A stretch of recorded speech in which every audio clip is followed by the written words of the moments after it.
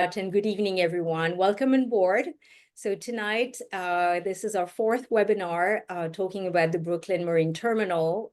This is, as many of you know, 122 acres of public waterfront, rich in history, pulsing with possibilities, and currently sailing into stormy waters. So we've gathered here at a pivotal moment as the city considers whether to transfer the helm of this vast public asset to a private developer through a general project plan, a GPP. And this course of action would actually bypass local zoning, cut the community out of the decision-making process, or give the community less of an input in this decision-making process, and potentially reroute the democratic process through Albany. The question before us is simple. Should this ship sail under a GPP flag, or should we return control of the wheelhouse to the people who live and work in this harbor? So tonight, we navigate this question with a distinguished crew of thinkers, advocates, and experts. People who've spent their lives reading the stars, charting fairer courses, and fighting to keep our public shoreline from being quietly towed away in the night. I'm very, very pleased and honored to welcome tonight our Assemblymember, Joanne Simon. She has served for a really long time as the vigilant lighthouse in Brooklyn politics. She's casting a sharp beam on scrutiny of the opaque processes and fighting for transparency, inclusion, and equity. Her legislative work has often involved navigating the complicated currents between state authority and local needs. And tonight, she will help us understand what it means when a GPP enters the water and what else may enter those waters as well. Next on the deck for us tonight, I'm really pleased to introduce the legal expertise of our own Chuck Weinstock. Chuck is a trustee of the City Club of New York, and he's an environmental attorney. Chuck knows this legal terrain like a seasoned navigator, and he brings a precise compass and a sharp eye for the submerged hazards of land use law. He'll help us understand how a GPP could chart a course that bypasses the normal environmental and land use review and what that means for this project. Joining us as well is Ron Shiffman, a legend in the field of community planning. For over 50 years, Ron has been a steady hand at the tiller for neighborhood often left in the wake of speculative development. He co-founded the Pratt Center for Community Development and has spent his career building stronger, more just cities. And when it comes to anchoring policy in lived experience and equity, Ron is the old soul we turn to for wisdom. And last but not least, I'm very pleased to introduce our moderator. Helming this evening's discussion is John Leyva, a dedicated community activist with a deep connection to the Brooklyn waterfront. John knows what's at stake when decisions are made behind closed doors, and he knows how to steer a conversation with energy, integrity, and a focus on those whose voices too often get lost in the fog. John, this is really an exciting panel. Take it away. Wow, what an introduction. Thank you. Good evening, everyone. I'm John Leyva. I'm a 30-year resident of the Columbia Waterfront neighborhood, living just a block away from Pier 9B. I'm truly honored to moderate this panel of esteemed speakers and hopefully get some clarity and answers to the questions the community has been asking, but not been able to get from the EDC. I'm currently serving on the Community Development and Housing Advisory Group, which is charged with advising the BMT Task Force. There are 6 different advisory groups. Each advisory group has only met 3 times individually and have not been able to meet together with other advisory groups. And none have met directly with the full BMT Task Force, which we've repeatedly requested. The BMT Task Force is a group convened by the New York Economic Development Corporation, aka the EDC. It is chaired by Representative Dan Goldman, along with other elected officials, co-chairs Council Member Alexa Avalos, and State Senator Andrew Gennardis, to work with the EDC and advisory groups to approve a vision for the site. This task force has been meeting since last September.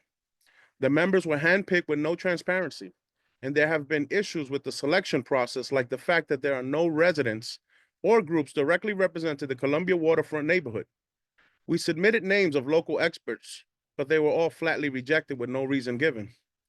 The meetings of the task force have been closed to the public. No media is allowed, no recordings, or even minutes are shared with the public. A group of workshops have been held by the EDC and its planning consultants to solicit input from the Columbia Waterfront and Red Hook residents. But community priorities gathered at these meetings are not reflected in the plan that the task force is voting on. There's little about this plan that prioritizes maritime and industrial jobs, or that complements existing businesses with more small and locally owned ones at the cruise terminal, or that focuses on existing housing in the community instead of giving away public land for a new luxury housing development. What we have after months of meetings is not a plan to improve or expand one of the last working waterfronts in Brooklyn, as initially promised. The plan instead consists of shrinking the port, bringing in more than 7,000 units of market rate housing to finance infrastructure on what is currently public land. And the task force will be voting on it in June. We've been told that the state's general project plan, or GPP, is the right process for the community, and we don't know why. The panel today will shed some light on what is being proposed by the city and what the state's involvement would mean. To kick off the conversation, I'll turn things over to the lawyer, Chuck Weinstein. Chuck Weinstock, sorry. Hi. Thank you. I'm going to continue with some of the things that Leyva was talking about. I will, though, be using fewer nautical metaphors. I don't have the literary expertise to compete with her. I assume that most of you know what ULURP is. It's the local law that creates a transparent public process for reviewing certain land use projects in the city. The idea is to engage community boards, the borough president, city planning commission in the city council. And it's required whenever the city either acquires or disposes of property, and that's going to happen twice here. It's going to happen when the city transfers its Staten Island property to the Port Authority, and again when the Port Authority transfers its remaining BMT property to EDC. We like ULURP, but there's a state law that gives cities a way to circumvent it. It's called the Urban Development Corporation Act. And what it does is create a mechanism for the state to transfer a local project to an economic development agency in Albany. It's called Empire State Development. No ULURP applies there. It's common enough. It was used to create the Brooklyn Bridge Park. It was used to convert Atlantic Yards. It was used to expand the Columbia campus. And it was used, in the current plan to redevelop the area around Penn Station, a project that Leyva and I have worked hard on, unsuccessfully, ultimately. The mechanics are simple. ESD acquires the property from the city and enters into a 99-year lease with the developers and agencies that are going to operate it. In addition to avoiding ULURP, though, ESD has the authority to override any local zoning as long as it claims that it's not feasible or practicable. That's a real issue, as I'm sure you know. ESD can't take over any legal action, under the UDC Act. It has to fall under one of 5 enumerated categories of land use development. The first is what's called land use improvement projects, and it's basically blight. It's a plan for clearing and redeveloping the substandard insanitary areas in the city. Unfortunately, courts have been wildly generous in accepting ESD's claims that an area is blighted. And over the years, it's become a new version of the discredited idea of 1960s urban renewal, which brought so much damage to neighborhoods. Interestingly, courts have held that even when ESD admits that only a small portion of the land area in a project is actually blighted, it still qualifies as a land use improvement project. In the Penn Station case we worked on, by the city, the state's own admission, only 7% of the land area was blighted. So it's a big issue. The other potentially relevant project category is civic projects. And that applies, to, I'm quoting here, an educational, cultural, recreational, municipal, public service, or other civic facility. Now, I don't know where that's going to fit in. I don't know whether the plan is to insert a small park or a museum that would qualify. Unfortunately, that'll have to wait. But not to be too gloomy, courts are unusually solicitous of ESD when it claims that it's doing something under either of those project categories. So what's the public process that replaces ULURP? It's quite watered down. There's no formal role for community boards, nor the borough president, nor the planning commission, nor the city council. Instead, there's something called a community advisory committee that does just that. It has no real powers. The city, the state agency apprises them of what's going on. They provide their opinions, and for the most part, the state ignores them. There's also a provision in the statute requiring cooperation with municipalities, but that one too has no teeth. All it says is ESD must, quote, work closely, consult, and cooperate with local elected officials and community leaders. It's not binding. It's not always done. One of the most egregious examples of that was plans to build the big Amazon campus in Queens. ESD didn't even consult with the city council before announcing its plans. In addition to this, there will still be SECRA and NEPA, so there will be an environmental review, and there will be a way of looking into the impacts on neighborhood character, socioeconomic conditions, residential displacement. And then, the mysterious GPP. This is nothing more than a 20 or 30-page summary of the project prepared by ESD along with the site plan. And it has to go through this process. ESD publishes the draft EIS, the environmental review, and the GPP. Then there's a public hearing on them. Then there's a 30-day comment period after the hearing. Then ESD publishes a final EIS and GPP and has to respond to every single comment it received up till then. And then the board votes, the ESD board votes. It's a tall order challenging these things, and it would be an awfully good idea to persuade EDC to focus, more on keep it itself. Now, the last thing I'll mention is timing. You can't challenge this process until there's a final EIS and a final GPP. So, we're a long way off. At this point, I think the more important thing is organizing and political persuasion. Okay, thank you for that. Yeah. Joanne, your opening remarks. Sorry, I was just looking up some information. So, so I've been a member of the task force. The task force has 3 leadership positions, the chair and 2 vice chairs, which John has mentioned. And then there are other elected officials that are on the task force. That includes myself, Assemblymember Marcela Matenas, and Councilmember Shahana Hanif are also on the task force, as well as a number of other people that are folks in and around the port operations, labor, for example, and others on the task force. There's also people on the task force that are representing the mayor's office, et cetera. So the pretty long list of people who are on that task force.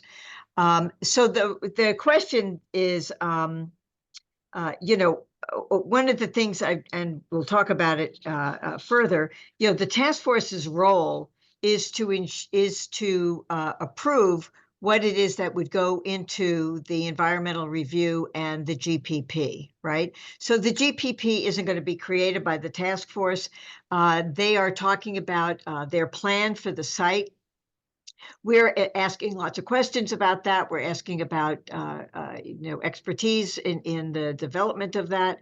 That is eventually what will go into a general project plan. Now, part of this wouldn't come under ULURP anyway. ULURP is in many ways more complicated because it gives more opportunity for community to engage, but it's really, in my mind, not engagement. It's really an opportunity for people to comment on what's going on, and often can be cathartic for communities, but it's not really what I would consider true community engagement. The process in the ESD, which is the Empire State Development, who would take over, that's the Urban Development Corporation. They have rebranded themselves Empire State Development, but it's the same entity, would actually then carry out the aspects of the GPP in connection with those people who are developing parts of it. So there's going to be different people developing the port, for example, than would be other parts of the plan. The question is, one of the things the task force will be doing is deciding on what that plan is and how to engage with that. So among the things that we're talking about now are aspects of the plan and whether or not the task force agrees with those aspects of the plan that have been proposed by EDC. When we started this process, we had a number of principles. We haven't seen them again. There were edits to be made. So there are a number of aspects to that we can get into further that isn't really necessarily appropriate for an opening statement. But it's a bit of a complicated thing. We've been meeting on a very regular basis. There's a lot of information. It's a very large site. Roughly half of it will be port and port operations, and the other half will be other things, including some parkland as well as housing. Thank you, Joanne. Ron, your opening remarks? Well, thank you for having me. I do want to first start off by complimenting the City Club on their initial letter of response, which they issued on April 1st. It wasn't an April Fool's Day joke. It was really a substantive criticism of this proposal. And in it, they basically say that the planning should proceed with diligence and caution and should not be rushed. And I think that's an important point to make and to reinforce because expedited planning processes, and every one that I've experienced over 60 years, not 50 years, Leyva, of being involved in planning, has been every time we try to accelerate something, it leads to a much slower outcome. If you look at even the discussion about Amazon was defeated, even though the state moved ahead with it. If we look at what occurred at Atlantic Yards, where I sit on the Atlantic Yards Advisory Board, the Atlantic Yards Community Development Corporation, it was started in 2003. It was approved in 2006.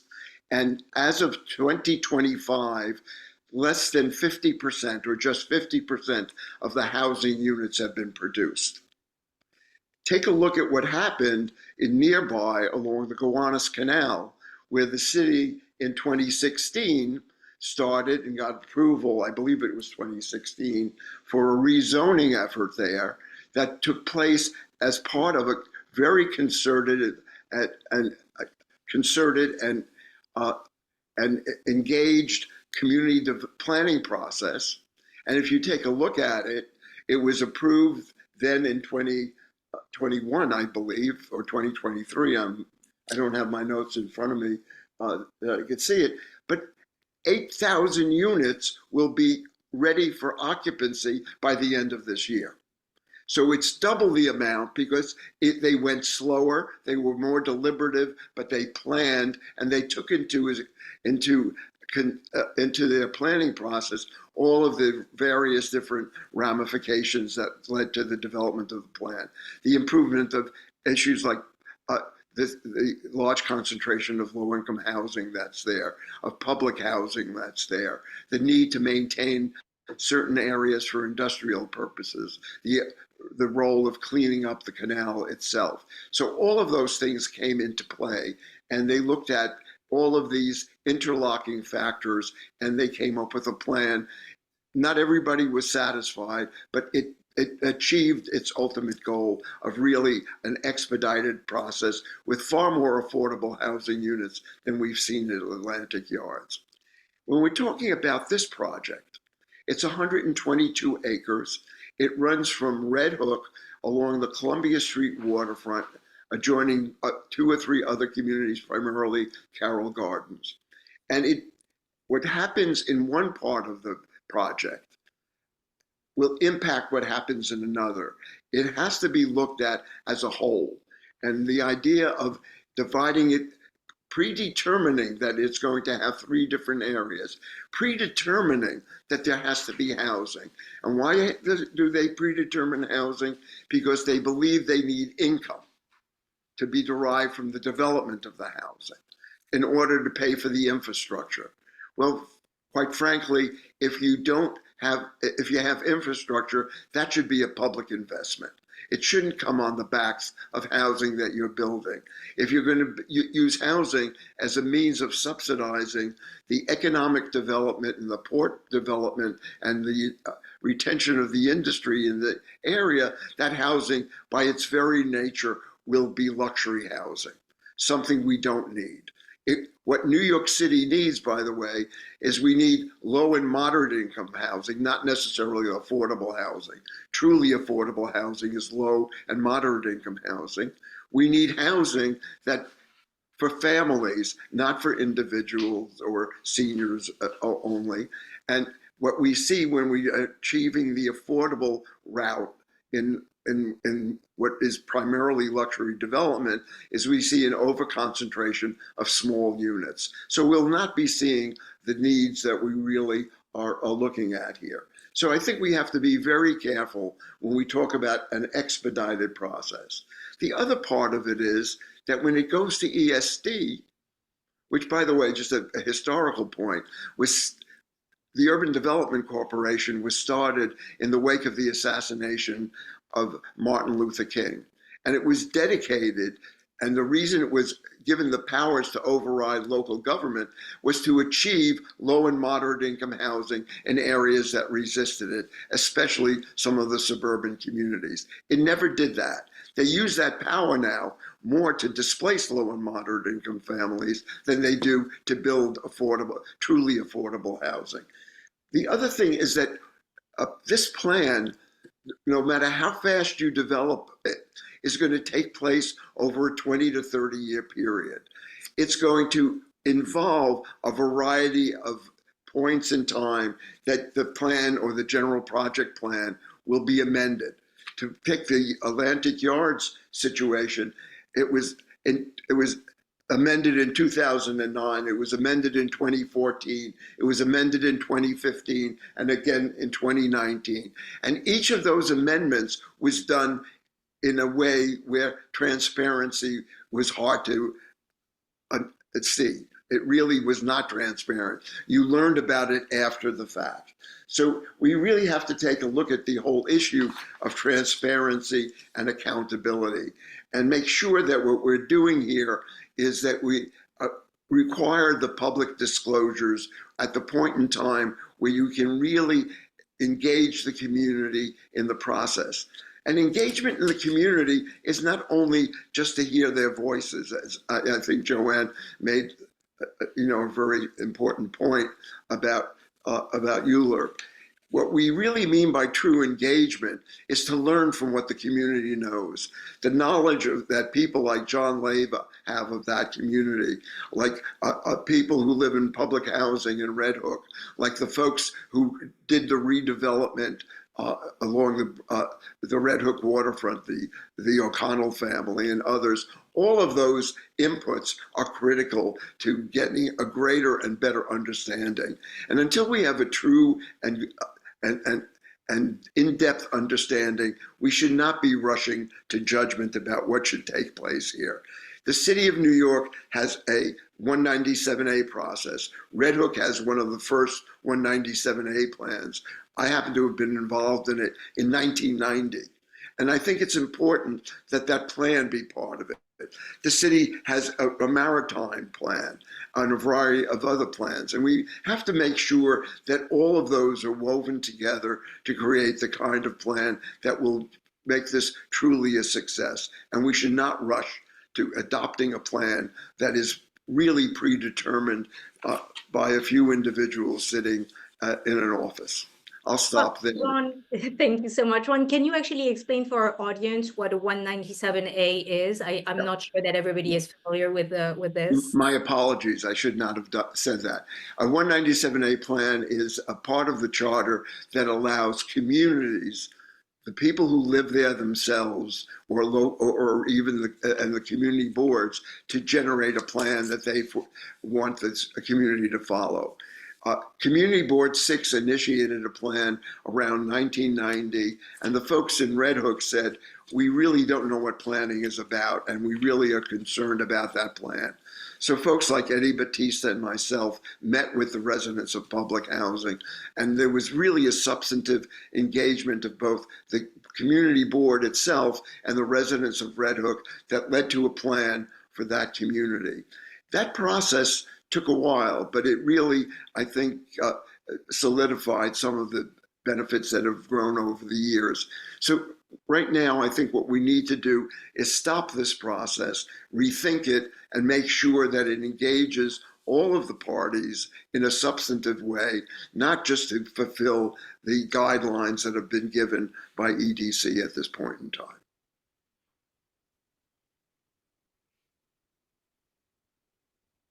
Thank you, Ron. You know, if I can jump in there, I would say, you know, Ron addressed a number of factors, and key among them is engagement and the, I think, inability of almost any city agency to lead engagement, right? They are starting to do engagement because they've heard that they need to engage, but they don't know how to do it. And even if they have, you know, architects and planners and what have you, leading an engagement process that really includes community is very different than what is being done. And that's true with regard to like the BQE, we've been doing that. It's one of the big issues is they have to do what they believe they have to do, and they'll engage with community, but they're still going to do what it is they think they need to do. They'll take certain information and they'll modify things. There have been some modifications at the BMT based on people's comments, but overall, the big issues, which is housing, and what about the public policy of housing? Why are we doing housing that will be, you know, 65% market rate, which in this part of the world is luxury, right? You know, whether we're going to use pilots and whether they would fund the port, which is the use of pilots for a commercial operation, as opposed to for something that is public, like a park. You could use pilots for a park, for example, to support Once again, affordable housing. I'm going to interrupt you. Can you explain what pilots are? I'm not sure that everybody knows. Payment in lieu of taxes. Thank you. Yeah. And so there are a lot of issues around that. The issue about speed is a very important one. That was one that right off the bat, they thought they could do this in 4 months. To me, that's a reflection of the fact that they don't know how to do engagement, and they don't really understand how much goes into this kind of thing. They did delay it a bit, and then we have delayed it now into June, where there what should have been a consensus process, everybody expects will end up at a vote, which means we're really not building consensus around this. Around what it is that really the EDC is proposing. Now, many of us don't object to any housing there. Some people do, but there are a lot of issues about how much, whether or not it's too, you know, these are remote areas. It's a long, funky, narrow site. And it's also on a harbor.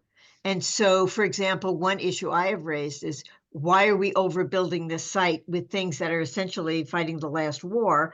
We don't know what maritime uses we will need in 10 years that will help us with the Blue Highway, with using the water as an alternative to trucks and cars. And I think that we basically need to give ourselves, in whatever that GPP might be, some wiggle room to respond to what will happen in the future, because as Ron says, this is not going to happen in a short period of time. This is a decades-long build-out. And we need to understand that a decade from now, the world could be very different in many ways. Plus, the other thing about building, what we're building and how we're building it, is tariffs.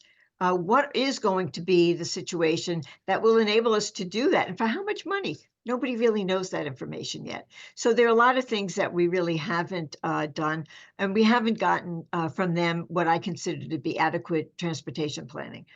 We know we have a bus that goes down Columbia Street. That's one bus. That's it. That's it, in and out of Red Hook. We don't have enough public transportation. The issue about building housing in areas that are really remote from public transportation will mean that people will end up driving.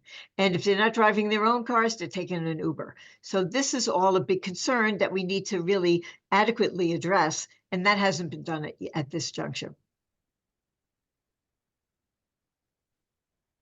Joanne, thank you for that. I mean, as far as the engagement though, Joanne, they hired a consultancy firm to do this. And we've given them all kinds of suggestions and and they've just not responded. They just don't want to do the engagement. Like you mentioned the BQE project. How long have you guys been in that planning process? You know, and Quite some time. And they gave grants to like nonprofits to reach out to their people, and it's totally different process. Well, but I wouldn't say that it's actually that much different in some ways, right? They did engage some local organizations, but in fact, they really wanted the local organizations to do what it is the city DOT believed it needed to do. And so some of those organizations are no longer doing that work, right? They're doing their own thing. And that's because, oh God in heaven. So this is a real frustration with how quickly the BQE process is engaging, and frankly, the BQE process is very, very, very complicated. You know, from an engineering point of view. So there are a lot of big issues there. But the issue of engagement per se is that, you know, I see engagement as being started at the community level and information going up, not top down, right? So if you start out and you're an agency, you hire a consultant to engage, because, you know, none of the agency people have the ability to do engagement, and they've got other jobs. They don't have the time to do it. So they hire somebody to help facilitate. But that somebody is helping facilitate, but they're working for the agency. And the agency has already said what it needs to do, right? And so when the BQE, we know we have to replace a roadway. How we do that it differs in many people's minds, but at some level, we know that there's an interstate roadway. We need to deal with that. Right now, that's a complicating factor for the BMT because it runs right next to it. You have that trench, right? So you can't avoid that interaction between the Brooklyn-Queens Expressway and the BMT. You can't avoid the fact that it's a remote site that has almost no public transportation, and you can't plan because based on, you know, you're in talking to the MTA. I've been talking to the MTA about the B71 bus for 12 years. You know, if I held my breath, I'd be dead a long time ago. So this is a problem with relying on the kind of we're going to be working it out later.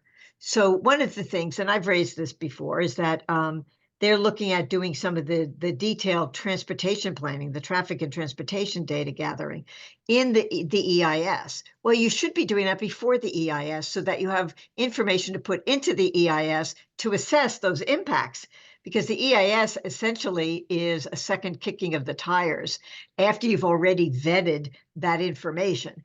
And so I think that there's a bit of cart before the horse happening here. And part of that is, yes, it does feel like this is what they want to do, and they will do what they want to do, and they'll tweak around the edges. Ron, you have your hand up, and I would love to hear your comments, and then I have a follow-up. Ron, go ahead.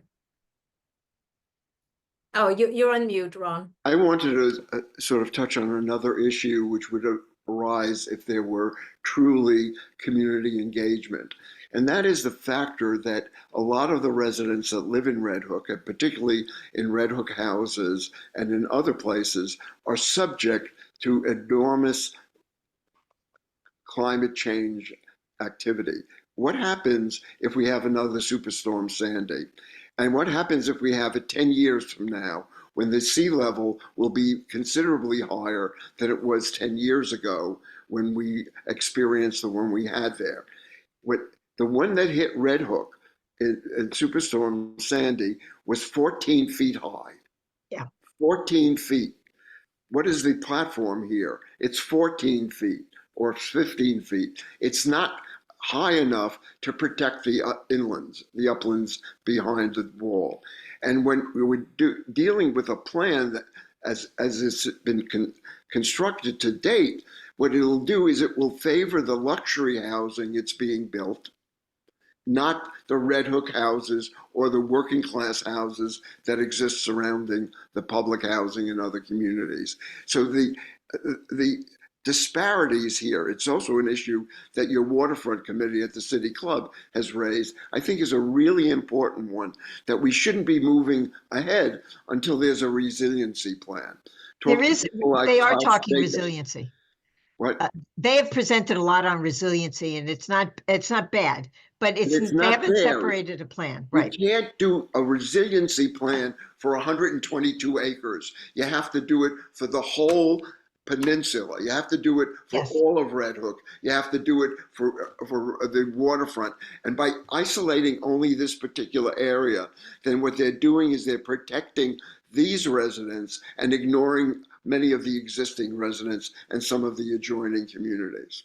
So before you respond, Joanne, if I can just jump in, I am a little bit further away from this project. So I'm looking at it with, maybe a little bit more distance, and I'm really scratching my head, and maybe, the three of our panelists and you as well, John, as the moderator, you can help us understand that. Let's talk a little bit about the structure of the task force. So if I understand correctly, the task force is convened and is going to issue a vote. But at the same time, the task force is not open to the public. Do I have these two facts right? Well, not in that the people coming in and attending. It is. Can I attend a meeting of the task force? I don't know. Nobody's actually asked that question in my presence to know that. There are so the task force meetings, they're all like hybrid. There are people online, and all of that, including the meetings themselves.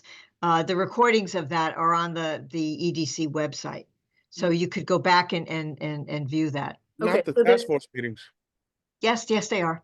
No, they're not. The That's meeting. what I was told when I asked that question, because I missed one. The advisory group meetings are. but No, I'm the- talking about the task force meetings. I haven't been to I'm not talking about the advisory meetings. Well, I could Task tell you force. that they're not. So that's something to put a pin in. So the task force meetings may not be open to the public in the sense that I would not be able to attend, but I can watch a replay of those meetings and I can be exposed to the discussion that is ongoing. Okay, so it is, because that was going to be my follow-up question. If indeed they're going to take action, then they need to be compliant with the open meetings law. That's a good question, and it is a question to ask their counsel. Right. Okay. No, that's super helpful, because I know that with the Penn Station situation, we had a similar situation, and it was found that the community advisory committee could meet, but they could not take any actions. Well, that's different than whether it's open subject to the open meetings law, right? Yeah. So the advisory group is advisory. It's not making decisions. But that's exactly that. So if you're making a recommendation, you need to do it in an open forum. If you're just going to talk among yourselves, then it's okay to be in a closed room. That's how it was explained. And then there was a legislation that was introduced where now actually the community advisory committees are mandated to be open to the public. And yeah, and they have had a number of community meetings that were open. So anyway, my staff is saying they're not online, which is what I was told they were. They're recorded and they're offered, they'll send the recordings to you. Okay, so maybe now here is not the time, but maybe if we can make a a plea to the powers that be, I guess that would be EDC, to make those readily available so that anyone can in their spare time go and watch them. I think that would create a lot of good faith and connection with the community. John, turning it back to you. The Brooklyn Marine Terminal site is public land. It's currently owned by the Port Authority, but eventually will be under city controlled. The promised port of the future can be done under the existing zoning. So why is the GPP being proposed here? Like, to fix the ports, you don't really need any zoning change. That's what it is. So why would we need it at this stage right now, just to make this? I can't tell you why, but part of it is because there are different entities that are brought in together to do this work. You've got the port operations, you've got housing. There is the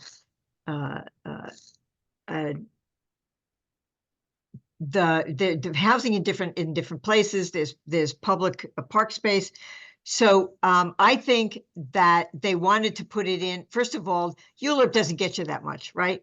And so they want to have it done by EDC under a general project plan, because generally speaking, those are bigger plans, right? And that is what they did with Atlantic Yards. Now, the fact that it's under ESD in a general project plan doesn't mean that it's a superior result, but ULURP has some real limitations as well. And so this is what they believe to be the better approach for this sort of complicated site with all the various aspects to it. Now, I'm not endorsing that particularly because it is a complicated situation, and I'm not a land use attorney. So there's aspects of this that I'm not as confident I have an answer for. The thing is, right, GPP is known as to be a developer-friendly, very fast, ULURP is not perfect, far from it, but at least it gives us a voice. I've never known ULURP not to be developer-friendly. I'm sorry. Never, ever, ever. So that's a reality. If I can give one example, today the council member for Council District 3 issued his recommendation on the Western Rail Yard, saying that he does not support a casino, and as a result, Related, one of the largest real estate companies in the world, decided to pull their proposal. So I think as much as ULURP is not perfect, there are instances where, because a lot of weight is given to the local council member, and council member deference is still a thing. It may not be a thing forever, but right now it is. There is an opportunity that may not avail itself in a GPP. Is it a fair statement? And I will turn this question to all the panelists. I don't want to put Joanne on the spot for every single question. So let me just say first, and then I'll let others answer, and that is that where the member, it's called member preference, right? So there's a lot of deference to the member where there's a ULURP in their area, right? And for many people are very frustrated by that, because usually the member is able to work something out and the project goes forward. It's an unusual set of circumstances where somebody says, I'm not for this, and the thing gets pulled, or I'm not for this aspect of it, and they don't bother with that, right? And so that's not ULURP itself. That's really a matter in the council in terms of deference to the member. But that is ULURP, because with a GPP, that option is not available. I don't want to argue about, but I'm saying it's not part of the law. Yeah, right? Joanne. It's not part of the charter. But the ULURP alerts the local council member, and the local council member has the right to intercede, and other council members have the right to intercede. Right. The state assembly person has the right to. Not under ULURP. Once it goes to GPP, you played a key role in Atlantic Yards. as a citizen and as a member of the assembly. And when you come to the meetings, it carries a little bit more weight on the state. But the reality is that it's a city process, ULURP, so it then can engage the city officials. The state process doesn't engage it. ESD itself has a lack of clear priorities and a very broad mission. And even the members of ESD who have a fiduciary responsibility only look at that fiduciary responsibility in terms of finance. They don't look at it in terms of public purpose or public benefit. And that really is something that has become very clear to me sitting on the board of Atlantic Yards. They're more concerned in bailing out the single developer they've chosen than that, or they have an agreement with, than dealing with the citizens that need the housing that is mandated by agreements that, you know, Brooklyn Speaks and others got through the courts. So, and they will easily do away with those public benefits in order to compensate whoever's doing the development, who come forward and says, I need more money, I need more floor area ratio, I need more space to build so I can have more income. They never measure that against the amount of low-income housing we may be losing, or the amount of air and views that we're impinging upon.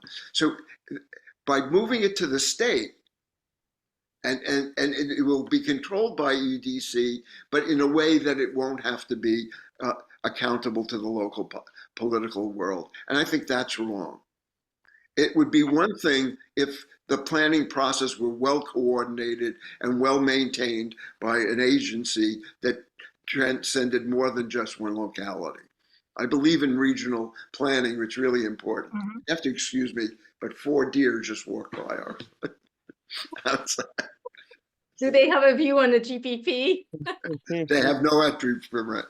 At any rate, the real issue here, I think, is really how to bring this to a point where it's accountable to the local officials, it's accountable to the local community. And I don't think that occurs by handing it off to a state agency where they don't have the staff or the commitment to the mission that people like John and all of us who live in Brooklyn want to see this community, this project deliver.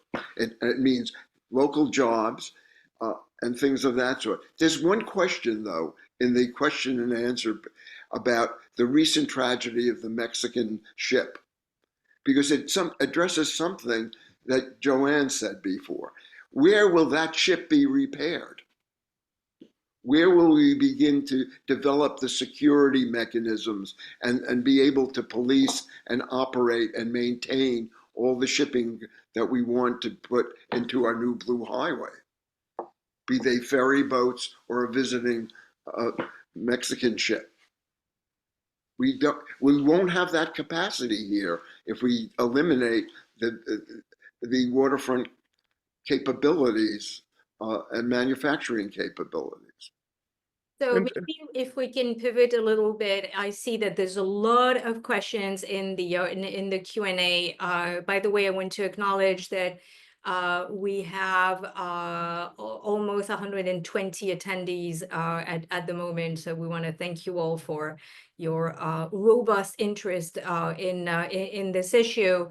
There's actually a comment from Tom Fox, who is the co-chair of the Waterfront Committee of the City Club, who's asking, why is EDC not using Industrial Development Agency tax incentives and bonds to finance the renovation of the entire site for commercial, maritime, and develop a hub for the Blue Highway without housing, as they did at South Brooklyn Marine Terminal for the wind power? So I don't know who wants to touch this question. I don't know, Joanne, if you have any thoughts about going the route of IDA, the Industrial Development Agency, rather than ESD. You know, that has not been a conversation. And certainly the issue of what the process was. You know, when it was presented to us, right, early on, it was already going to be a GPP. Right now, the GPP has not been created yet. It would be created more formally from what it is that the task force would be voting on, and ESD runs those things. Now, I wouldn't say that I would have as much faith in the Industrial Development Corporation any more than I do with Empire State Development. And I think Ron's right in that they don't see themselves as being very, they're not in the weeds at all on the development. They really think that their job is to encourage economic development, and they kind of leave the actors to themselves. You know, at Atlantic Yards, it was one developer for 22 acres. And that's 22 acres. This is 122 acres. It's not going to be one developer. We don't know what that might be, right? So we haven't even talked about who might develop what, right? Clearly, the port people, the port developers are different animals than people who do housing. And there's a significant percentage of affordable housing. But that really has not been a conversation. When originally part of the deal with the Port Authority to sort of flip that and taking Howland Hook and giving the BMT to the EDC to develop was a part of this that it was going to go to a GPP process with ESD. And so, you know, in my mind, none of these processes are particularly good. And are you having funding and financing conversations during the task force? Because it seems a little bit counterintuitive to bank on housing, especially if you want affordable housing, because it will likely be tax exempt or tax abated. And therefore, your pilots are going to be, you know, very meager. And how does EDC or ESD you know, solve this conundrum? Well, they're using actually they're cross-subsidizing, right? The affordable housing is being cross-subsidized by the luxury housing. You know, but also they're looking at because it's the luxury housing going to generate the pilots, not the affordable housing. But if there is affordable housing, it is my understanding, like under 485X, the entire building, and especially if it's a large building, would be tax abated, the entire building, not just the affordable portion. We haven't gotten into that weed yet because that hasn't, there's no plan to develop the housing. They're talking in broad brush numbers, okay, that in order to build out this port, which is significant, they need money from somewhere. We have federal money in this. Part of what the conversation about the speed needed here is that there's further federal money coming. They feel that they need to have a plan in gear in order to get the additional funds. Whether anybody gets any additional funds at all anymore from the federal government is a big question. So, you know, this started before there was an election, which has potentially turned a lot of this on its ear. But it's also very hard when you don't know what may be to plan for what may be, right? And that's part of my concern about sort of overdeveloping the site, like putting too much in there. We're stuffing everything in there because we think that's what we need to build the next thing, right? But also the priority, and there's significant money coming from the federal government and the state to rebuild the port. And there are you know, piers that are not able to be used because they're falling apart and they've been taken out of commission completely. So they're going to be making a better port operation, more streamlined, et cetera. But I don't know how they do that if they prioritize the port and the port happens first and the housing happens second, how the housing pilots are going to be paying for the port.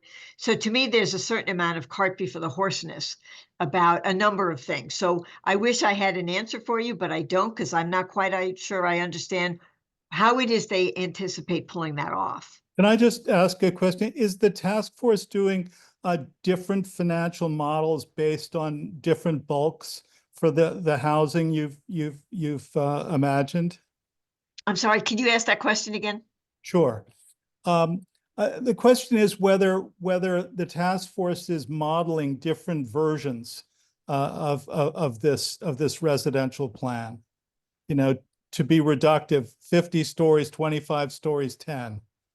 We're not modeling that. The consultants, okay, we have architects that come and make presentations, and we've looked Right. at where that housing might be. They presented something where it showed that they were trying to be kind of consistent with the area, except for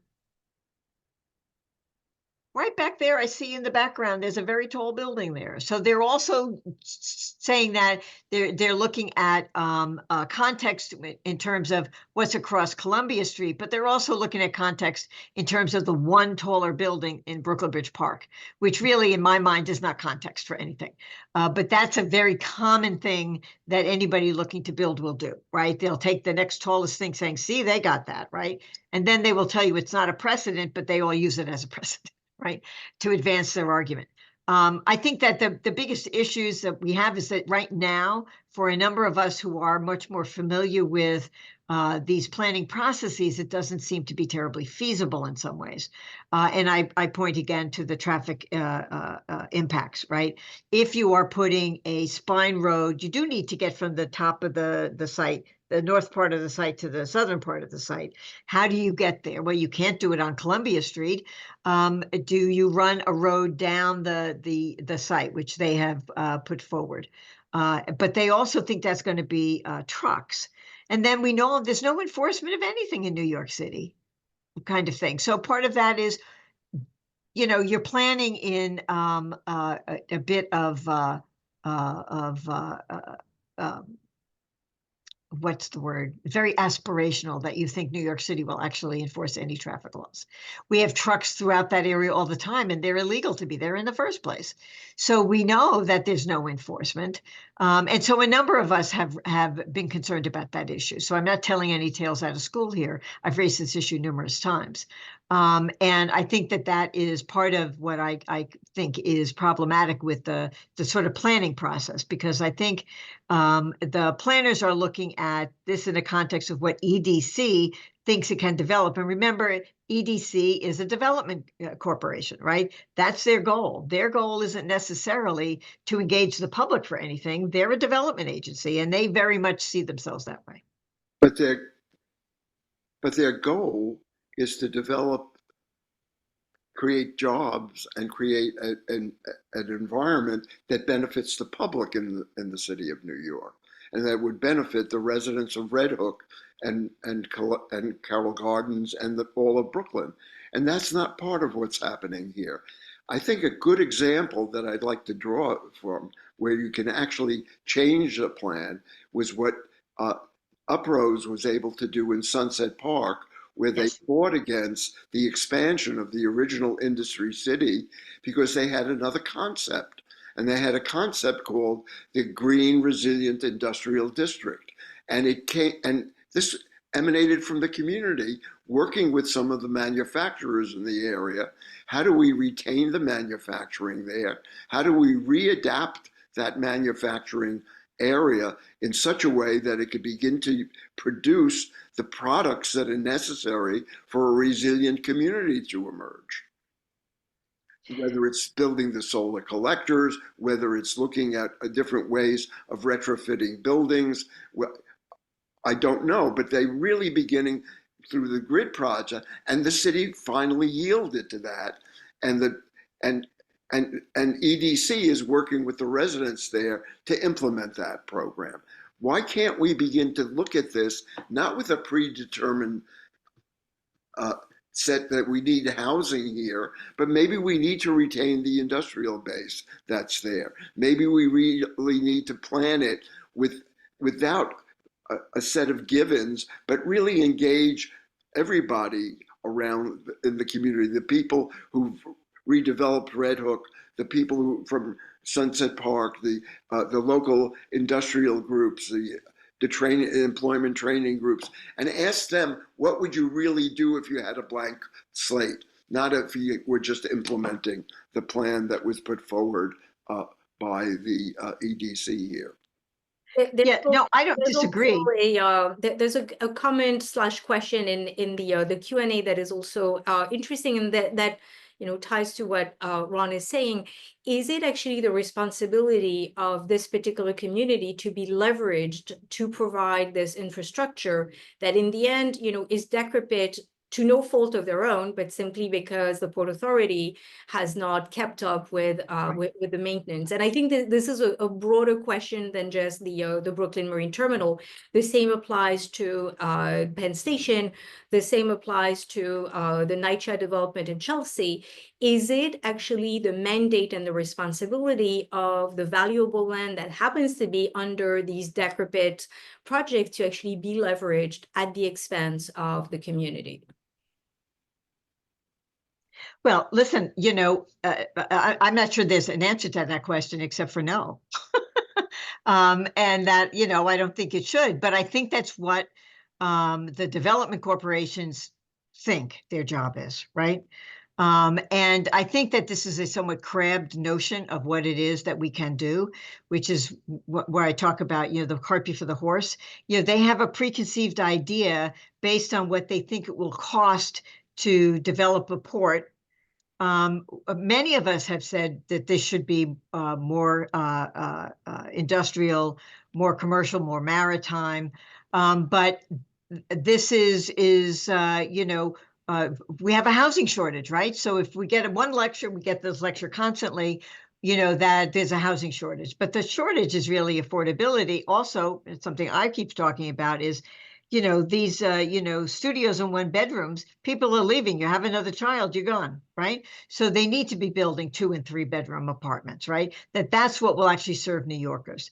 And so, but they, the development groups talk about the numbers of units, and it's easier to squeeze an X number of units if they're smaller, right? Or if they're, 1 bedrooms or studios. But we have too many of them on the market, and people are living in very cramped conditions because they can't find a space or they can't afford a space. So there are a lot of equities here. There are, NYCHA's at the table. The heads of NYCHA West and East are at the table. There are people from Red Hook, other Red Hook organizations. SWIBDIG is there. As well. The Cobble Hill Association is represented. The people that aren't represented that I keep raising is the Columbia Street Waterfront Group, who are not at that table, right? And I don't know how they went about picking those, because we talked about, we gave some input to that. I don't know quite how that happened, but that is, in my mind, a failing of the process. John, turning it back to you. Obviously, the real estate industry is very powerful. They have a great lobby, and they can keep reminding us of how, but the maritime doesn't. And there's a maritime shortage in this in this city too. And we're running out of waterfronts. And if we're going to just keep putting housing on waterfronts, we will have no waterfront. Part of what Jerry Nadler said when he came here was how we need redundancy in case, God forbid, like what happened in Baltimore, a bridge gets knocked out or the BQE crumbles or something. We need this redundancy. And, I'm preaching to the choir because, Joanne, you kind of touched on that. We need it and I want you to ask them this one thing, because when you look at the map, it looks like they're going so far into the water to give space for housing, so they can use the land for housing, and the marginal pier has to go so out. And usually marginal piers don't go that far out into the water. So look into that. I'm not saying I have the answer to that, but look into that, because I think it's becoming exponentially more expensive, because really a pier, all it is a pier and some cranes. We're not building a NASA space station here. It's a pier and some cranes, and that's about it. That's all it really needs to really start functioning. So, and this project is very expensive for some reason. But anyway, what I really wanted to ask is, all kind of promises are being made by the EDC to individual task members and to organizations. What kind of accountability can we expect if the state is implementing the plan and not the city? Will there be neighborhood level accountability? And another thing is that right now, these are handshake deals that they're making, right? And pretty soon we'll probably have a new city administration, and we'll have a new EDC chief, probably, head or whatever. So these handshake deals that they're promising people and just promising unicorns and rainbows to everybody, are they going to be able to fulfill them? in your Well, opinion? first of all, they're not making a side deal with me, so I'm not in the middle of any of those side deals, so I don't know whether they'll be able to do that. The one question is, where's the money coming from? We have asked that question, and we try and get answers on, you know, if you're talking about you'll do XYZ for Red Hook, where's that money coming from, right? And where is it that you anticipate it coming from? And so those are questions that we ask all the time. Now, some of the elected officials are not in the sort of leadership of the task force. And so we tend to come to these meetings with no more information than the Cobble Hill Association chair, right? Kind of thing. So some of these questions are questions they're doing a lot of work behind the scenes in assessing, you know, what can be built and designing and this, that, and the other thing. And so, you know, we're certainly asking a lot of those same questions. They, you know, they don't have control of the site yet, right? That's going to be something that will happen in the future, that the formalization of the control from the Port Authority to EDC is really a couple of years out. This is going to be a long-term build out, which is again goes to the issue about whether we're overbuilding for today based on today's market and the assumptions made today. That may not be the assumptions we need moving forward in the future, including the maritime nature of the site and the fact that we ought to be, in my mind, we should be really deferring to maritime uses here, because we are running out of waterfront, right? And it has to be about something more than housing. I think the UPS site is way too remote for anybody to build housing on. I don't know why they keep, but it's more property and they would have more housing. And I think they're very driven by this notion of we have to keep building housing because there's a housing shortage. And that is a true thing. But it's also true that there are lots of places in Brooklyn and other places that need housing being built, right? There are plenty of places in Brooklyn that need housing, not just here, very heavily concentrated along the water. You know, if you look at from Williamsburg down, right? Williamsburg, you're talking Greenpoint, Williamsburg, the downtown Brooklyn area, the park, and this area here in Red Hook, going down the Columbia Street waterfront area to Red Hook. That's kind of very heavy on the northwestern side of the borough. And there's lots of places in the borough that have more space and a great need for housing, but there doesn't seem to be much of an interest in actually building there. I think that is a market issue, but it's also probably an aspect of where the money is to be building and make it profitable for developers, you know. But so that's my sense. But we do need to build more housing, but we need to build housing serving many neighborhoods, not just this very, very dense northwestern section. You had your hand up. Go ahead. The housing Ron's a planner. He knows more than I do. The housing issue is a Trojan horse to bring more development into the area, because it is not going to meet any need of the housing shortage that New York City has. As I said before, it's primarily family housing and it's low and moderate income housing. 65% of the building here will be luxury and 35% will be upper middle income, believe it or not, because right now affordability in Atlantic Yards is hitting 6 figures. That's not the folks who need the housing in Red Hook or in the adjoining areas. And I think we really have to make sure that we're not playing a game here where, like the city of Yes, because what a lot of this, there's a new planning term called the financialization of housing. And that's exactly what they're doing with much of the building they're building. When they are building buildings above 35 or 40 stories now, it's basically for foreign investors to store their money. Now, I'm not sure foreign investors want to now come to the United States with Trump as president, but it is a factor in most of the housing that is being developed. And so it's not housing that will be occupied. And I think we have to be very careful, because once we go over a certain height limit, is that suitable for a family with children to go down 35 stories in an elevator? And what we're finding in places that have high-rise development around the world in studies that children in very tall buildings are isolated. They don't go out. There needs to be a new way. The City of Toronto came up with a design book on how you design housing for families. We need to do that here. And maybe we won't be talking about going to 80 stories in Atlantic Yards for a hotel or for housing, because it's not for family housing. It's not for the population that we need to build that housing for. And the idea that any housing can be used to cross-subsidize infrastructure, I think, is a failed public policy.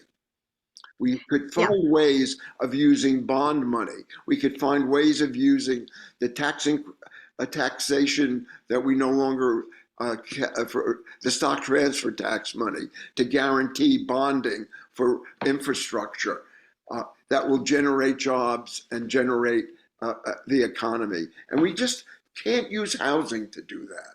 It's the wrong thing to do. Yeah, especially when it is, quote unquote, affordable housing that will likely be tax abated or tax exempt.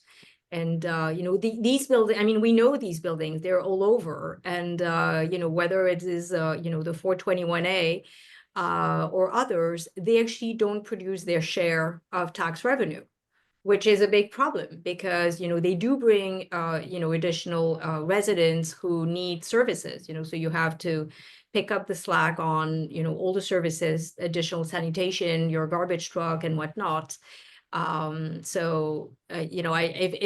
I can make a comment rather than a question, I would really urge the task force to, shy away from looking at designs and, look and feel and contextuality, because the core question is it even financially viable? And if it's not, likely it means that, the developer is getting something that is going to be at the expense of the taxpayers. And well, let me just say this, that we're not looking at design elements, et cetera, nor do we have a developer. But one concern I have is I really hope to God they don't ultimately, once there's a proposed plan kind of thing, give it all to one developer. I mean, that was one of the major problems with Atlantic Yards, 22 acres, one developer. ESD at Hoyt Schermerhorn, where we planned for 35% low to moderate income housing, urban renewal area, told us, no, don't do 6 acres of one developer. Really should break it up into parcels and have a different developer for each parcel. That is what happened, and it's built and everybody loves it. Nobody remembers that it was ever an issue.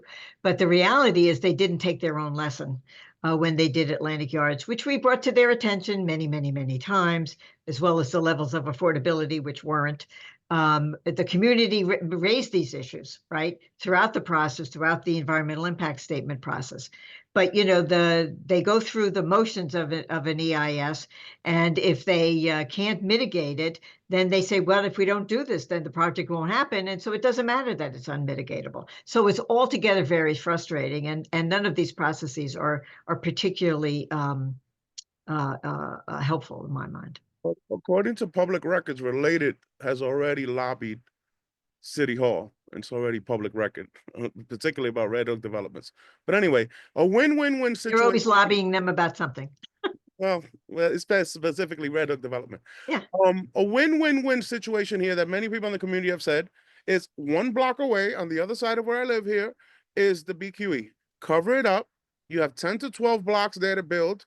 That means Maritime could get all the space it needs. The city could get all the housing, and we get this thing finally covered that we've been wanting that forever. But that can't be even talked about today. And that's crazy. Well, because it's not part of the BMT, right? This is one of the reasons why many of us believe that you cannot plan for that without. So is this an urban planning, or is exercise, or whatever you want to call it, or is this a real estate deal?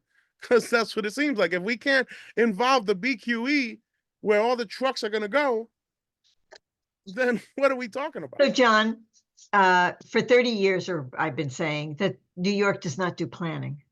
It does zoning and development for the most part, right? That is the way New York does it. Ron he's got much more experience in this than me, and he's nodding.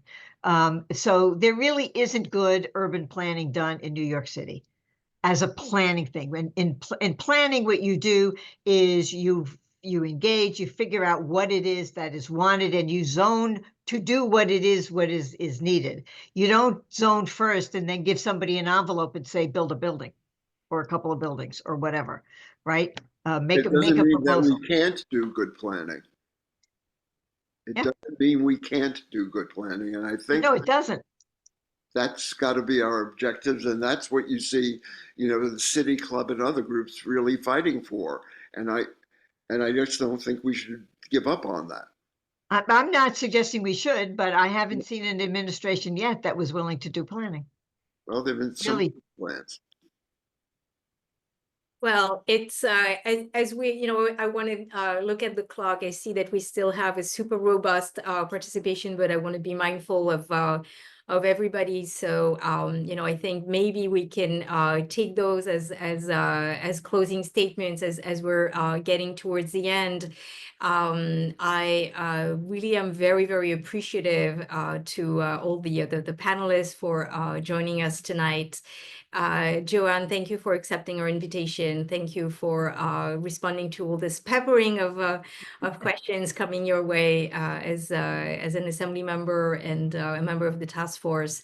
Of course, you are going to receive the bulk, and I'm really, really very grateful for all your very candid responses and for your willingness to engage. And you've always been like that. You've always been very open and accessible, and we really appreciate it genuinely.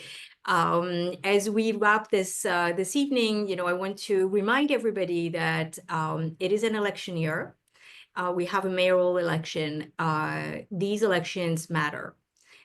We are a non-for-profit and we don't do politics, so I'm certainly not going to go this route. All I can tell you is, as a civic organization, I am urging you to do your due diligence. Listen to candidates. There's been a plethora of candidates forums. And as much as everybody is focused on the mayoral election, there are other incredibly momentous elections this cycle, some open seats and some competitive races. Please do your due diligence. Go to candidates forums, watch the candidate debates that are coming up.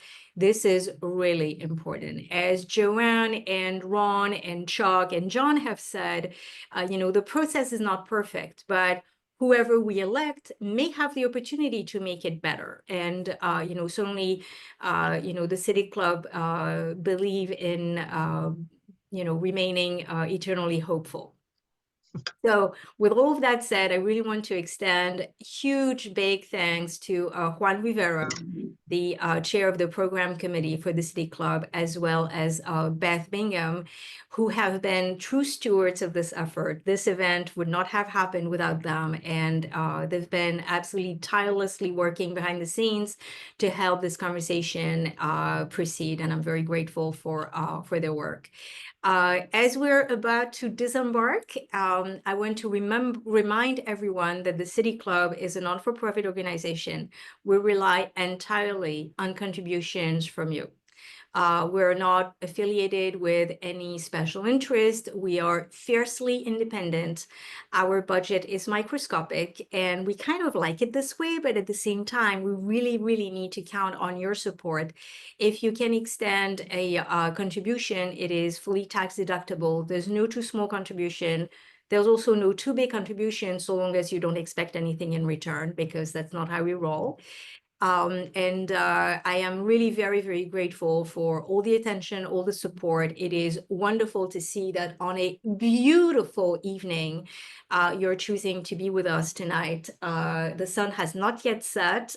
You can actually go and enjoy the last bit of it. Once again, I want to thank our wonderful panelists, and I'm wishing all of you a very good evening. Thank you very much. Goodbye. Thank you.